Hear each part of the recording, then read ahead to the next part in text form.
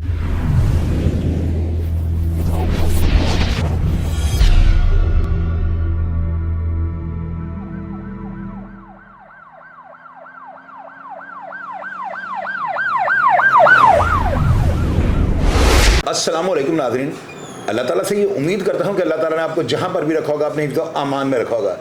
नाज़रीन, आपको पता है कि मैं जो प्रोग्राम्स करता हूँ ना, मेरे पास बड़ी अपीलें लगती हैं और यहाँ पे हम जो है ना ऑफिशियल चार्जेस भी लेते हैं, बड़ा हम करते हैं। लोगों से फंसे हुए लोग काबू आए होते हैं, बेचारे उनके पास कोई रास्ता नहीं होता, वो यहाँ पर ना इतने पैसे भी भर जाते हैं, लेकिन इसके बावजूद जो है ना उनको इंसाफ नहीं मिलता। हमारे चैनल के ऊपर अल्लाह का शुक्र है, जितनी भी अपीलें लगती हैं ना, इनमें अगर हमारी 10 अपीलें होती हैं ना, तो उनमें से 7 के ऊपर एक्शन होता है। और मैं अपने अदारों को अप्रिशिएट करता हूँ कि उनको जब पता लग जाता है कि बिल्कुल रियलिटी है, ऊपर से मैं इन्वेस्टिगेशन इस तरीके से कर देता हूँ कि किसी माठे से माठे तफ्तीशी को भी जो है ना उसके ऊपर दूसरी किसी गवाही की या किसी एविडेंस की या किसी और जो है ना तफ्तीश की ज़रूरत नहीं पड़ती। मेरे पास अगर कोई भी क्लाइंट आते हैं ना, तो मैं उनसे सारी बात इस तरह से पूछता हूँ जिस तरह पुलिस वाले तफ्तीश कर रहे होते हैं। जब मेरा दिल मुतमिन हो जाता है, मैं गवाहान, सबूत, वीडियोज़, जो सीसीटीवी कैमरे के जो प्रूफ होते हैं, इन सब चीज़ों को जब मैं देख लेता हूँ और मेरी आंख या अकल ये कहती है कि बिल्कुल हालात के जो है ना मनो ऐन ये जो है ना सारी चीज़ें हम इन्होंने दी हैं, तो मैं उसके बाद जो है ना सीरियस होकर जो उनसे सवाल जवाब भी करता हूँ और उनसे जो है ना जब मैं उनका मेंटली जो है उनको चेक कर रहा हूँ कि ये बिल्कुल मेंटली तौर पर अपसेट नहीं है, बिल्कुल हकीकत पर मबनी बातें कर रहे हैं, सीक्वेंस से बातें कर रहे हैं, उसके बाद जो है ना मैं अदारों का दरवाज़ा नॉक करता हूँ। और मैं अल्हम्दुलिल्लाह बड़ा प्राउड महसूस करता हूँ कि मुझे यकीन है कि इस प्रोग्राम के लगने के बाद जो है ना इनको इंसाफ मिलेगा। नाज़रीन, वाक़या कुछ जिस तरह से है कि इनका आबाई घर था और इनके ताया के साथ जो है ना इनका डिस्प्यूट चल रहा था। मैंने इनको प्रोग्राम से पहले कोई सवाल ज़ाहिर करने पड़ते हैं, मैंने प्रोग्राम का एंट्रो भी देना है, सवालात भी करने हैं, तो जब स्टोरी का पता नहीं होगा तो सवालात तो अनरेलिवेंट हो जाएंगे। इन्होंने बताया कि ताया के साथ जो है ना डिस्प्यूट चल रहा था, ताया जो है ना किसी मस्जिद में खड़े होकर उसने इनसे यानी इनको कहा था कि आप जो है ना जायदाद के बराबर के वारिस हैं। इन्होंने ताए के कहने पे अपने घर के ऊपर और मंजिलें डाल ली, तो अभी जो है ना उस ताए ने 2 नंबरी की और उन्होंने बैलफ के ज़रिए जो है ना यक तरफा कार्रवाई डिग्री करवा के जो है ना इनकी गैर मौजूद में घर पर धावा बोल दिया। और आपको पता है कि बैलफ को जो है ना कोर्ट्स के आर्डर होते हैं, कोर्ट ने कहा होता है कि जाकर सामान जो है ना बाहर फेंक दो। तो मैं आज पहला ये सवाल अपने अदारों से अदलिया से ही करना चाहता हूँ, क्या बैलफ को इस तरह किसी की गैर मौजूदगी में घर पे धावा जो है ना बोलने के लिए भेजना ये जायज़ है? अब इनके साथ हुआ क्या है, इनका प्रॉपर्टी का डिस्प्यूट जो है ना वो अलग कर दें। ये प्रॉपर्टी के वो कह रहे हैं हम ठीक है अदालतें जाने, हम जाने, जो भी अगर इसे गैर कानूनी उसके ऊपर धावा बोला है, हमारे घर पर कब्जा किया है, गुंडों को साथ ला के, पुलिस वालों को ला के, बैलफ को झूठी प्लांटेड स्टोरी सुना के इनके खिलाफ हम चाराजोई करेंगे जो कानूनी होगी। लेकिन फिल वक्त जो है ना इनका मुतालबा ये है, इनके घर बैलफ जिस दिन गया ना उनकी गैर मौजूदगी में ताले तोड़ के अंदर घुस गए। और एक चोर, आप ये स्क्रीन के ऊपर देखें कि बंदा भाग रहा है, इसके हाथ में एक बैग है और इस बैग में जो है ना इनका जो इल्ज़ाम ये लगा रहे हैं, जब तक ये साबित नहीं होगा तो इल्ज़ाम ही कहेंगे ना, ये कह रहे हैं कि इस बैग के अंदर ये इनके घर से निकला है और ये देखें गलियों में ये भागता जा रहा है, इसके हाथ में एक बैग है और ये आप देखें कि लड़के भी गली के नज़र आपको आ रहे हैं और ये लड़का इसका भागना बता रहा है, देखें ना ये चोरी करके भाग रहा है और हाथ में बैग नज़र आ रहा है। बैग के अंदर ये अपनी बहन का दाज लेके जा रहा है, बैग के अंदर का लैपटॉप इसने डाला हुआ है। अगर लैपटॉप है तो भाग क्यों रहा है? भागना जो भागता तो चोर है, किस तरह से ये बच्चों को धक्के देके गली में से भाग गया है। अब इनका इल्ज़ाम ये है कि बैलफ जो है ना वो जाने हम जाने, ताए ने गैर कानूनी काम किया, कानूनी किया, ये अदालतें जाने, हम वहाँ से इंसाफ लेंगे। लेकिन ये हमारे घर से जो है ना बैलफ का चक्कर यानी कि इन्होंने डाल के ना कि बैलफ आया, साथ पुलिस आई है, साथ बदमाश भी थे, तो ये लड़का भी साथ गुंडा था, ये ऊपर जाकर ताला तोड़ता है। ये बैग जिसके अंदर इनके जेवरात, इनकी रजिस्ट्री और घर के दूसरे जो कागजात मौजूद थे और कई इनकी जो है ना दूसरी भी जो कई चीज़ अशिया जो बड़ी कीमती थी वो सारी इस बैग में डाल के भाग गया। अब ना ये गए हैं थाना गाज़ियाबाद में, क्योंकि ये वाक़या गाज़ियाबाद का है और गाज़ियाबाद ये DSP साहब के पास गए हैं, उन्होंने इनके साथ ताउन किया है। इन्होंने जाकर जो है ना खुली कचहरी में जो है ना एक दरख्वास्त दी थी हमारे जो है कामरान फैसल साहब के, और ये दरख्वास्त सब स्क्रीन पर देख रहे हैं।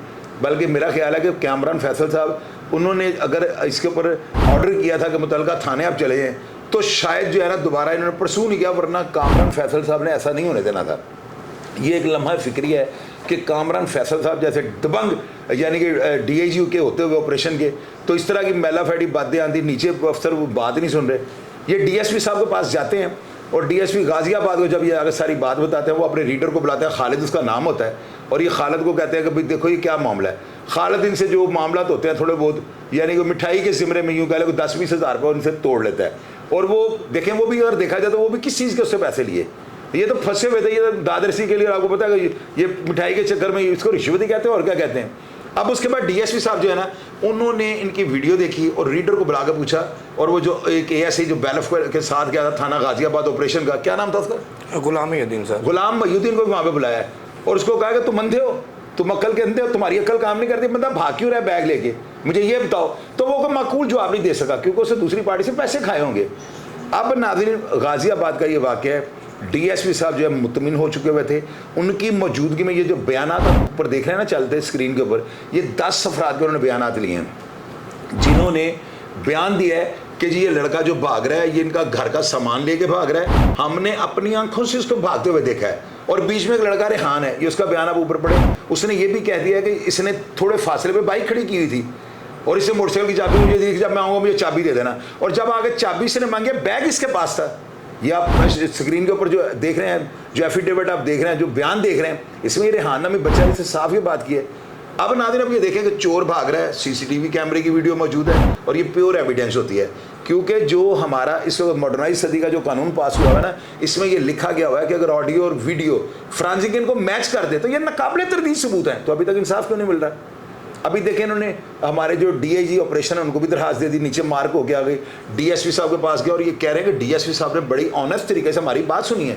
इनकी वाइफ वहाँ पे पहुँची है, इनका भाई गया वहाँ पे, इनकी भाभी वहाँ पे गई, उनके बयानात कलमबंद हुए हैं और उनकी तफ्तीश से भी ये मुतमिन थे, लेकिन इनको सामान क्यों नहीं बरामद करवाया जा रहा। अब इनको कभी कहा जाता है डीएसपी साहब तक पहुँचने नहीं दिया जा रहा, कभी कहते हैं मैचों की ड्यूटी में, कभी कहते हैं डीएसपी साहब उधर गए हैं उधर गए हैं।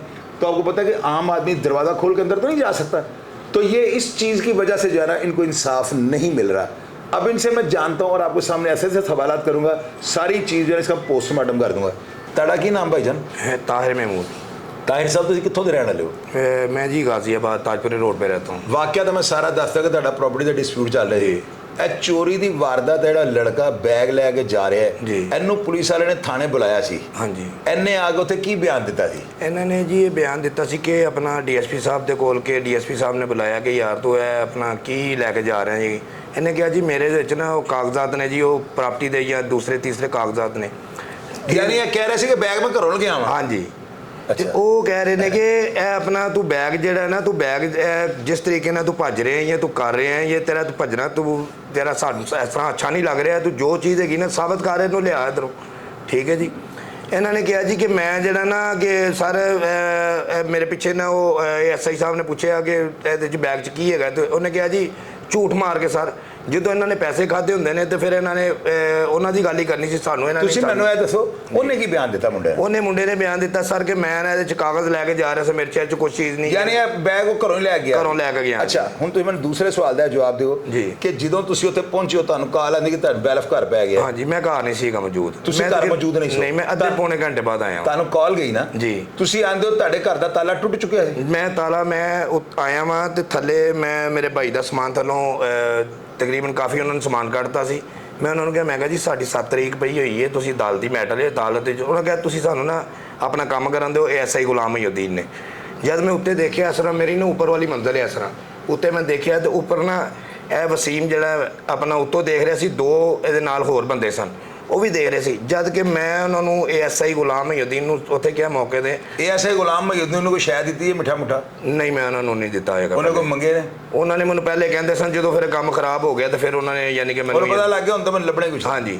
ਅੱਛਾ ਸਰ, ਮੈਂ ਉਹਨਾਂ ਨੂੰ ਇੰਜ ਕੀਤਾ, ਇਹਨੂੰ ਜਦੋਂ ਉੱਤੇ ਮੈਂ ਦੇਖਿਆ ਤੇ ਮੈਂ ਉੱਤੇ ਨਾ ਚੋਰ ਸਾਹਿਬ, ਹਾਂਜੀ, ਮੈਂ ਕਿਹਾ ਇਹ ਮੇਰੇ ਘਰ ਦੀਆਂ ਚਾਬੀਆਂ ਤੇ ਮੇਰੇ ਕੋਲ ਨੇ, ਤੂੰ ਉੱਤੇ ਕੀ ਲੈਣ ਗਿਆ? ਉਸੇ ਮੁੰਡੇ ਨੂੰ? ਉਸੇ ਮੁੰਡੇ ਨੂੰ, ਜਿਹੜਾ ਬੈਗ ਲੈ ਕੇ ਵਸੀਮ ਨਾਂ ਹੈ ਉਹਦਾ। ਸਰ ਇਹ ਮੌਕੇ ਦੇ ਉੱਤੇ ਜਦੋਂ ਇਹਦੇ 2 ਪੁੱਤਰ ਦੇ ਇੱਕ ਪਿਓ, ਇਹਨਾਂ ਦਾ ਮੌਕੇ ਦੇ ਉੱਤੇ ਇਹਨਾਂ ਦੇ ਸਾਡੇ ਘਰ ਦੇ ਦਰਵਾਜ਼ੇ ਦੇ ਸਾਹਮਣੇ ਖੜਾ ਹੈ। ਹਾਂਜੀ, ਸਾਰਿਆਂ ਤੋਂ ਛੋਟਾ ਹੈ ਇਹ ਕਿ ਉੱਥੋਂ ਸਰ ਭੱਜਿਆ ਹੈਗਾ ਬੈਗ ਲੈ ਕੇ। ਇਹਨੂੰ ਕੋਈ ਬਹੁਤਾ ਜਾਨ ਦਾ ਖਤਰਾ ਸੀ ਕਿ ਇਹਨੇ ਕੋਈ ਬੰਦੇ ਬੁੰਦੇ ਮਾਰੇ ਸਨ? बाकी सारे उत्थे खड़े थे? हाँ जी, उन्होंने कोई नाज़रीन आप ये देखें ना कि बात यहाँ पे बनती कुछ नहीं। वो ये कहता है कि मुझे इनसे जान का खतरा था, मैं वहाँ से भाग गया हूँ। उसका बाप बेटे वो वहाँ पे खड़े हैं, क्या उनको जान का खतरा नहीं था? ऊपर से ये क्लाशनकोव से इन्होंने ये बात की है कि डीएसपी साहब ने उनको ये कहा था कि तुम ये बताओ इसे क्लाशनकोव पकड़ी थी, इसे हैंड ग्रेनेड थे हाथ में जो तुम इससे डर के भाग रहे हो, बाकी तुम्हारे बाप और भाई को डर, यहाँ से जो है ना उसकी बेगैरती को जो है ना पकड़ा जा सकता है। उस बाद फिर किया सर मैं उन्होंने फिर किया, मैं उत्ते ਜ਼ਬਰਦਸਤੀ ਗਿਆ ਉੱਤੇ, ਮੈਂ ਉੱਤੇ ਜਾ ਕੇ ਦੇਖਿਆ, ਮੈਂ ਅੰਦਰ ਜਦੋਂ ਇੰਟਰ ਹੋਇਆ ਵਾਂ ਅੰਦਰ ਮੇਰੇ ਤਾਲੇ ਟੁੱਟੇ ਸਨ। ਅੰਦਰ ਮੈਂ ਗਿਆ, ਅੰਦਰ ਮੇਰੀ ਇੱਕੋ ਹੀ ਅਲਮਾਰੀ ਹੈ, ਸੇਫ ਅਲਮਾਰੀ ਲੱਕੜੀ ਦੀ ਬਣੀ ਹੋਈ ਹੈ, ਉਹਦੇ 'ਚ ਇੱਕੋ ਹੀ ਦਰਾਜ਼ ਹੈ। ਸਰ ਮੇਰਾ ਦਰਾਜ਼ ਟੁੱਟਾ ਨਾ ਸਾਹਮਣੇ ਮੇਰੀਆਂ ਅੱਖਾਂ ਦੇ ਸਾਹਮਣੇ ਨਾ ਦਰਾਜ਼ ਹੀ ਆਇਆ, ਸਾਹਮਣੇ ਪਿਆ ਹੋਇਆ, ਬਿਖਰਿਆ ਪਿਆ ਸੀ, ਬੰਦੇ ਅੰਦਰ ਮਜ਼ਦੂਰ ਵਗੈਰਾ ਬੰਦੇ ਅੱਛਾ ਤੁਸੀਂ ਉਹਨਾਂ ਨੂੰ ਇਸ ਗੱਲ ਨੂੰ ਛੱਡੋ, ਅਸੀਂ ਪ੍ਰੋਗਰਾਮ ਦੀ ਸੀਕੁਐਂਸ ਲਾਈਏ। ਤੁਸੀਂ ਦੇਖੋ ਮੇਰੀ ਗੱਲ ਸੁਣੋ, ਇਹੋ ਜਿਹੇ ਮਾਮਲਾ ਜਦੋਂ ਹੁੰਦੇ ਨਾ, ਪੁਲਿਸ ਅਗਰ ਸੁਸਰਵੀ ਦਾ ਸ਼ਿਕਾਰ ਹੈ, ਇਹਦੇ 'ਚ ਵੀ ਕੋਈ ਨਾ ਕੋਈ ਗੜਬੜ ਉਹਨਾਂ ਨੂੰ ਨਜ਼ਰ ਆ ਰਹੀ ਹੋਣੀ। ਅਗਰ ਉਹ ਪੁਲਿਸ ਵਾਲੇ ਹੁਣ ਤੱਕ ਤੁਹਾਡਾ ਸਾਥ ਨਹੀਂ ਦੇ ਰਹੇ, ਉਹਨਾਂ ਨੂੰ ਜਾਂ ਤਾਂ ਪੈਸੇ ਜ਼ਿਆਦਾ ਮਿਲ ਚੁੱਕੇ ਨੇ ਉਸ ਪਾਰਟੀ ਵੱਲੋਂ, ਤੇ ਜਾਂ ਉਹਨਾਂ ਦੇ ਜ਼ਿਹਨ 'ਚ ਕੋਈ ਗਲਤਫਹਿਮੀ ਬਹਿ ਗਈ ਹੈ। ਇਹੋ ਜਿਹੇ ਮਾਮਲਾ ਤੋਂ ਮੈਂ ਅਪੀਲ ਜਦੋਂ ਵੀ ਕਰਨਾ ਨਾ, ਮੈਂ ਕੁਰਾਨ ਇਮਾਨ ਨੂੰ ਵਿੱਚ ਲਾਜ਼ਮੀ ਲੈਣਾ ਵਾ, ਤਾਂ ਕਿ ਹਰ ਬੰਦਾ ਇਹਲੇ ਜ਼ਰਫ ਜਿਹੜਾ ਬੰਦਾ ਜਿਹਨੂੰ ਪਤਾ ਕੁਰਾਨ ਗਲਤ ਅਗਰ ਚੁੱਕਿਆ ਯਾਨੀ ਗਲਤ ਕਸਮ ਖਾਦੀ ਤੇ ਸਾਡਾ ਬੇੜਾ ਗਰਕ ਹੋ ਜਾਣਾ। ਤੁਸੀਂ ਅਗਰ ਇਹ ਗੱਲ ਕਹੀ ਜਾਵੇ, ਤੁਹਾਨੂੰ ਮੈਂ ਕਾਮਰਾਨ ਫੈਸਲ ਸਾਹਿਬ ਨੂੰ, ਸਾਡੇ ਲਿੰਕ ਆਲਰੇਡੀ ਜਾਂਦੇ ਨੇ, ਤੇ ਡੀਆਈਜੀ ਆਪਰੇਸ਼ਨ ਇਹੋ ਜਿਹੇ ਹੈਗੇ ਨੇ, ਉਹਨਾਂ ਨੂੰ ਕਿਸੇ ਸਿਫਾਰਿਸ਼ ਦੀ ਲੋੜ ਨਹੀਂ, ਉਹ ਉਹਨਾਂ ਨੂੰ ਬਸ ਅੱਲਾ ਦੀਆਂ ਰੱਖਾਂ ਨੇ। ਉਹਨਾਂ ਨੇ ਤੁਹਾਡੇ ਇਸ ਪ੍ਰੋਗਰਾਮ ਤੋਂ ਬਾਅਦ ਐਕਸ਼ਨ ਵੀ ਲੈ ਲੈਣਾ। ਅਗਰ ਤੁਹਾਡੀ ਗੱਲ ਕੁਰਾਨੀ ਮਾਨੀ ਮੁੱਕੀ, ਤੁਸੀਂ ਆਪਣੇ ਤਾਏ ਦੇ ਨਿਆਂ ਤੇ ਉਹ ਕਹਿ ਦਿਓ ਕਿ ਮੇਰਾ ਚੋਰੀ ਨਾਲ ਮੇਰੇ ਪੁੱਤਰ ਦਾ ਕੋਈ ਵਾਸਤਾ ਨਹੀਂ, ਕੋਈ ਚੱਕਰ ਨਹੀਂ, ਤੇ ਤੁਸੀਂ ਮੁਤਮਿਨ ਹੋ ਜਾਓਗੇ।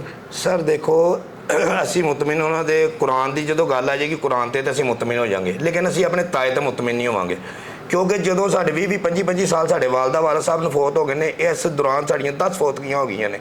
ਜਦੋਂ ਵੀ ਸਾਡੀ ਫੌਤਗੀ ਦੇ ਵਿੱਚ ਆਏ ਨੇ, ਇਹ ਮਾਨੀ ਕੁਰਾਨੀ ਸਰ ਇਹਨਾਂ ਨੇ ਸਾਨੂੰ ਕਿਹਾ ਹੈਗਾ ਕੁਰਾਨ ਦੇ ਉੱਤੇ ਹੱਥ ਰੱਖ ਕੇ ਕਿ ਭਾਜੀ ਮੈਂ ਜਿਹੜਾ ਨਾ ਤੁਹਾਨੂੰ ਮੈਂ ਕੁਝ ਨਹੀਂ ਕਹਿੰਦਾ, ਤੁਸੀਂ ਮੇਰੇ ਬੱਚੇ ਹੋ, ਤੁਸੀਂ ਮਸਜਿਦ 'ਚ ਵਜ਼ੂ ਕਰਕੇ ਸਾਰੇ ਗੱਲ ਹੋਈ ਜਨਾਜ਼ਗਾਹ ਦੇ ਵਿੱਚ, ਤੇ ਅਸੀਂ ਇਹਨਾਂ ਦੇ ਉੱਤੇ ਸਰ ਕਿਸ ਤਰ੍ਹਾਂ ਸੀ ਇਹਨਾਂ ਦੇ ਉੱਤੇ ਨਾ ਕਿ ਕੁਰਾਨ, ਮੈਂ ਸੱਚੇ ਕੁਰਾਨ ਨੂੰ ਇਹਨਾਂ ਨੂੰ ਝੂਠਿਆਂ ਨੂੰ ਕਿਸ ਤਰ੍ਹਾਂ ਚੁਕਵਾ ਦਿਆਂ। ਯਾਨੀ ਸਾਡਾ ਮਤਲਬ ਹੈਗਾ ਕਿ ਤੁਸੀਂ ਝੂਠਾ ਜਾਂ ਸੱਚੇ ਕਸਮ ਦੇ ਤੁਸੀਂ ਨਹੀਂ ਮੁਨਕਰ ਨੇ ਚੁੱਕ ਜਾਣਗੇ ਜੀ ਬੇਸ਼ੱਕ। ਤੇ ਜੇ ਤੁਹਾਡੇ ਕੋਲ ਨਿਆਂ ਲੈ ਲਈਏ ਅਸੀਂ ਸਰ ਦੇਾਂਗੇ, ਅਗਰ ਸਾਡੇ ਤੋਂ ਅਗਰ ਤੁਸੀਂ ਕਲਮਾ ਪੜੋ ਲਾ ਇਲਾਹਾ ਇਲੱਲਾਹ ਮੁਹੰਮਦ ਰਸੂਲੁल्लाह, ਅਗਰ ਮਾਨੀ ਕੁਰਾਨ ਤੁਹਾਨੂੰ 2 ਸਟੈਂਡ ਪਏ ਨੇ ਜੀ ਸਰ, ਮੈਂ ਸ਼ੂਗਰ ਦਾ ਮਰੀਜ਼ ਹਾਂ। ਮੇਰੀ ਗੱਲ ਸੁਣਨਾ, ਮੈਂ ਤੁਹਾਨੂੰ 1 ਸੈਕਿੰਡ ਮੇਰੀ ਗੱਲ ਦੇ ਪਿੱਛੇ ਦੀ ਗੱਲ ਕਰਨੀ ਹੈ ਜੀ। ਤੁਹਾਨੂੰ 2 ਸਟੈਂਡ ਪਏ ਨੇ, ਤੁਹਾਡੇ ਭਾਈ ਨੂੰ ਮੇਰੇ ਗੱਲ ਬਣੋ ਵੀ ਬਿਮਾਰ ਨੇ, ਤੇ ਤੁਸੀਂ ਬਾਲ ਬੱਚਰਦਾਰ ਹੋ, ਤੁਹਾਨੂੰ ਪਤਾ ਕਿ ਗਲਤ ਕਸਮ ਖਾਣ ਵਾਲਾ ਬੰਦਾ ਜਿਹੜਾ ਨਾ ਕੁਰਾਨੇ ਪਾਕ ਦੁਨੀਆ ਤੇ ਉਹਨਾਂ ਦਾ ਰਿਜ਼ਲਟ ਦੇ ਇਨਸ਼ਾਅੱਲਾ ਤਾਲਾ। ਤੁਸੀਂ ਥੋੜਾ ਬਹੁਤਾ ਕੋਈ 1,50,000 ਉੱਤੇ ਥੱਲੇ ਨਹੀਂ ਛੱਡ ਦਿਓ, ਤੁਸੀਂ ਇਸ ਚੀਜ਼ ਦਾ ਹਲਫ ਦਿੰਦੇ ਹੋ ਕਿ ਅਗਰ ਤੁਸੀਂ ਗਲਤ ਗੱਲ ਕਰਕੇ ਪੁਲਿਸ ਨੂੰ ਜਾਂ ਸਾਨੂੰ ਬੇਵਕੂਫ ਬਣਾ ਰਹੇ ਹੋ ਤੇ ਇਹਦਾ ਕਹਿਰ ਤੁਹਾਡੇ ਤੇ ਨਾਜ਼ਲ ਹੋਣਾ, ਤੁਸੀਂ ਤਿਆਰ ਹੋ ਇਹਦੇ ਲਈ ਇਨਸ਼ਾਅੱਲਾ ਤਾਲਾ। ਮੈਂ ਕਹਿੰਦਾ ਹਾਂ ਜੀ ਕੁਰਾਨੀ ਮਾਨੀ ਦੱਸੋ ਤੁਹਾਡਾ ਕੀ ਹੈ। ਸਾਡਾ ਕੁਰਾਨੀ ਮਾਨੀ ਜਿਹੜਾ ਨਾ, ਮੈਨੂੰ ਲੋਕਾਂ ਨੇ ਕਈ ਲੋਕਾਂ ਨੇ ਮੈਨੂੰ ਕਿਹਾ ਜੀ ਤੂੰ ਵੱਧ ਲਿਖਵਾ ਲੈ, ਇਸ ਤਰ੍ਹਾਂ ਨਹੀਂ, ਅਸੀਂ ਅੱਲਾ ਦੇ ਹਜ਼ੂਰ ਪੈਦਾ, ਅਸੀਂ ਅੱਗੇ ਵੀ ਜਾਣ ਦੇਣੀ ਹੈ। ਮੇਰਾ 5 ਤੋਲੇ ਜ਼ੇਵਰ ਗਿਆ ਹੋਇਆ, 4 ਲੱਖ ਰੁਪਇਆ ਮੇਰਾ ਇੱਕ ਨਗਦੀ ਗਿਆ ਹੋਇਆ। ਮੇਰੀ ਗੱਲ ਤਾਹਿਰ ਭਾਈ, ਅਗਰ ਉਹ ਚੀਜ਼ਾਂ ਕੁਰਾਨੇ ਪਾਕ ਤੇ ਰੱਖਣ ਚੁੱਕ ਲਓ, ਹਾਂ ਚੁੱਕ ਲਾਂਗੇ ਕਿਉਂਕਿ ਮੇਰੇ ਗਏ ਨੇ। ਅਗਰ ਪੁਲਿਸ ਅਫਸਰ ਤੁਹਾਨੂੰ ਬਿਠਾ ਕੇ ਇੰਨੀ ਮਾਲੀਅਤ ਦੇ ਇੰਨਾ ਪੈਸੇ ਦੀ ਯਾਨੀ ਮਦਦ ਦੀ ਕੁਰਾਨੇ ਪਾਕ ਦੇ ਉੱਤੇ ਹਲਫ ਯਾਨੀ ਦੇਣ ਤੋਂ ਬਾਅਦ ਕਿ ਭਈ ਉਹ ਕਹਿਣਗੇ ਅਸੀਂ ਨਹੀਂ ਕੁਝ ਦੇਣਾ ਜਾਂ ਜੋ ਵੀ ਹੈ, ਤੁਹਾਡਾ ਸਫਾਈ ਜਿਹੜੀ ਨਾ ਐਂਡ ਦੇ ਤੇ ਉਹ ਆ ਕਹਿੰਦੇ ਨੇ ਕਿ ਅਸੀਂ ਕੋਈ ਸਫਾਈ ਨਹੀਂ ਦਿੰਦੇ, ਅਸੀਂ ਪੈਸੇ ਕਲਾਮੇ ਪਾਕ ਦੇ ਉੱਤੇ ਰੱਖ ਦਿੰਦੇ ਨੇ, ਤੁਸੀਂ ਉਹ ਪੈਸੇ ਚੁੱਕ ਲਵੋ अल्हम्दुलिल्लाह, क्योंकि साढ़े मानी बात छोड़ दो। नाज़रीन बात ये होती है, देखिए मैं आपको सामने जितने भी प्रोग्राम्स करता हूँ ना, मेरा ख्याल है कि इस तरह की तफ्तीश पुलिस वाले करने में ना चक्कर इतने लगवा देते हैं कि बंदे को ना बंदा वैसे ही लाटू की तरह घूम जाता है। मेरी कोशिश ये होती है कि मेरे पास अगर ये आ जाए ना, तो मैं आज ही इनका काम जो अल्लाह ने मेरे जो प्लेटफॉर्म मुझे दिया हुआ है कम अज़ कम उस तक तो रसाई इनकी कर दूँ। आगे मेरे अदारों का काम होता है, बात की प्रेजेंटेशन जो होती है ना मेन चीज़ होती है कि हम किस तरह से लोगों को समझा रहे हैं। अब देखें अदालतें सारा कुछ ठीक है, कुरान ईमान के ऊपर यार हमारा इतना इसके ऊपर ट्रस्ट है, अदालतों में बंदे छूट जाते हैं अदालत में। अगर कलाम पाक या बलफ के कोई बात करते हैं तो अदालत उस चीज़ को मानती है, तो क्या ये अदालत नहीं है जहाँ पे कलाम पाक का जिक्र हो जाएगा? वो तो कहीं पे भी आप करें उसकी अहमियत वही है। तो एक बंदा उसको मैंने स्टंट का भी सुना दिया, आखिरत का भी बता दिया, सब कुछ कह दिया, और ये अदालती हलफ नहीं है कि अगर मैं कुछ कहूँ तो अल्लाह मियाँ मुझसे नाराज़ होंगे। लोग कहाँ डरते हैं, वो कहते हैं अल्लाह मियाँ तो हमसे लाड करते हैं, अल्लाह मियाँ तो नाराज़ हो ही नहीं सकते। तो यहाँ पे वो बात नहीं, यहाँ पे हलफ खोल के अल्फाज का चुनाव दुरुस्त रख के लिया गया है। तो मेरा ख्याल है अदारों को जो है ना, जो मेला फैडी कर रहे हैं, बददियानती का मुजाहरा कर रहे हैं, इनको होश के नाखून लेने चाहिए। कामरान फैसल साहब जैसे दबंग ऑफिसर के होते हुए यार, वो 4-5 घंटे सोने वाला ऑफिसर है, कम अज़ कम नीचे अमले को जो है ना, ये जो नीचे वाले होते हैं, अब जैसे रीडर की बात है, वो बेचारा 10-20 हज़ार रुपया, यार शर्म आनी चाहिए उस खालिद को ना। गाज़ियाबाद में वो किसी DSP साहब का रीडर है, 20,000 रुपये इतना सस्ता वो अपने अफसरान को बेच रहे हैं, और बार बार इनको कह रहे हैं कि मैं DSP का रीडर हूँ। क्या ये बंदा लग रहा है कि 20,000 रुपये की यहाँ पे आकर चवल मारेगा? ऐसे नहीं होता ये बात रियलिटी ग्राउंड से होती है। अदालतों को चाहिए कि इस तरह के केसेस जो है ना, इनका फैसला फौरी तौर पे करें। जैसे कामरान फैसल साहब कर रहे हैं, मैं उम्मीद करता हूँ कि इन घर वालों को जो है ना ज़रूर इंसाफ मिलेगा। अभी मैं एक और करैक्टर को बुला लूँगा, थोड़ा उनका भी सुने वो क्या कहते हैं। तुसी ताहिर भाई दे भाई हो? हाँ जी। उन्होंने जो वाकया किया है, बयान किया है, तुम सारा सुने? जी जी। अगर दूसरी पार्टी ताड़ा ताया एंड कंपनी जिन्हें ताड़े नाल एड्डी वड्डी ज़्यादती जुल्म जबर करदा धोखाधड़ी कीती है, अगर वो ताड़े कोलों हलफ लैन, जी जी। तुसी एदा हलफ दे दोगे जी जी। कि ताड़ा इन्ना ही नुकसान होया? हाँ जी। अगर तुसी झूठ बोल रहे हो, जी जी। तुसी ताहिर भाई दे सके भाई हो, बाल बचड़दार हो, जी जी। ते कुरान पाक इंसान दा बेड़ा गर्क कर दिंदा है। जी जी। चलो 10-50 हज़ार दा उत्ते कीमत उत्ते थल्ले आंदी है, जी जी। तो उन्होंने जो गल्लां कहियां सच कहियां। सही गए हैं। अगर ये झूठ बोल दो या तुसी झूठ बोल रहे हो तो अल्लाह मियां दा कहर ना ताड़े दे नाल होना जी। बिल्कुल। मेरी बहन मैंने तुसी आ दसो, तुसी सारा प्रोग्राम देखते पे हो जी ताड़े खामंद ताहिर भाई ने इत्थे बैठ के हलफ दिता है जी। कि जी असी कलामे पाक दे उपर बावजू हो गए, जी। असी हलफ देने ਨੂੰ ਤਿਆਰ ਹਾਂ ਕਿ ਸਾਡਾ ਇੰਨਾ ਹੀ ਨੁਕਸਾਨ ਹੈ, ਚੋਰ ਹੈ ਇਹ। ਜੀ। ਉਹਨਾਂ ਨੇ ਜਿਹੜੀਆਂ ਗੱਲਾਂ ਕੀਤੀਆਂ ਤੁਸੀਂ ਉਹ ਸਾਰੀਆਂ ਗੱਲਾਂ ਦੀ ਤਸਦੀਕ ਕਰ ਦਿਓ। इंशाल्लाह। ਤੁਸੀਂ ਕਲਮਾ ਪੜੋ, ला इलाहा इल्लल्लाह मुहम्मद रसूलुल्लाह। ताड़े खामंद ने जो किया सच किया। जी, अगर अल्हम्दुलिल्लाह। उन्होंने कोई चीज़ पोशीदा रखी होवे या सानू हालात दे बरक्स को साडे को फेवर लेने की कोशिश की होवे नहीं। ते अल्लाह दा कहर नाज़िल होना जी। नहीं इंशाल्लाह। यानी ਤੁਹਾਨੂੰ अगर वो पैसे ਤੁਹਾਡੇ कुरान पाक ते रख देने इन्नी मालियत दे जिन्ना जी। ਤੁਹਾਡਾ सोना बनता है, ਤੁਸੀਂ ਉਹ पैसे चुक लो। इंशाल्लाह उठाएंगे। तो सर फैसल कामरान साहब, मैं आपसे रिक्वेस्ट करता हूँ और अल्लाह ताला की ज़्यादा आपका इकबाल बुलंद करें। आपके ऊपर तो हम वैसे ही जो है इतने मुतमिन हैं कि हमें पता है कि बगैर सिफारिश के आपके पास मैरिड होता है। सर मेरी हम्बल सबमिशन है आपके साथ, ये सारी फैमिली यहाँ पे छोटे छोटे बच्चे आ गए ना बेचारे दूध के चक्कर में यहाँ पर रोन पिटन जो है पड़ा हुआ है बच्चों का, लेकिन हमारा स्टूडियो चूँकि अल्लाह का शुक्र इतना बड़ा है कि बच्चों को हमने बाहर बिठा दिया हुआ है।